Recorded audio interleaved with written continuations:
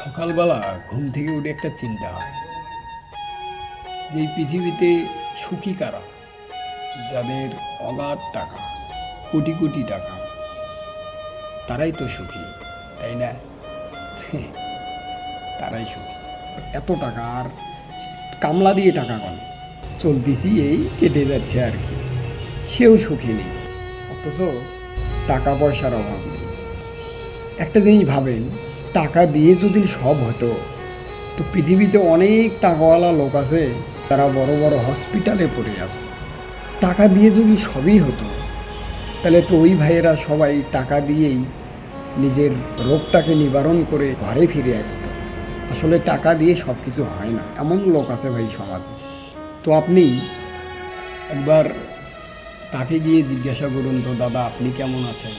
বলবে দাদা কোনো রকম বেঁচে আছে, দিন যাচ্ছে আর কি, সেও কিন্তু সুখে নেই।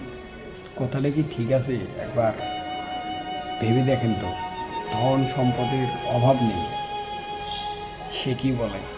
আর এই পৃথিবীতে টাকা হলেই যে মানুষ সুখে থাকে তাও নয়, সুখে কেউ নেই। সাবস্ক্রাইব করতে ভুলবেন না।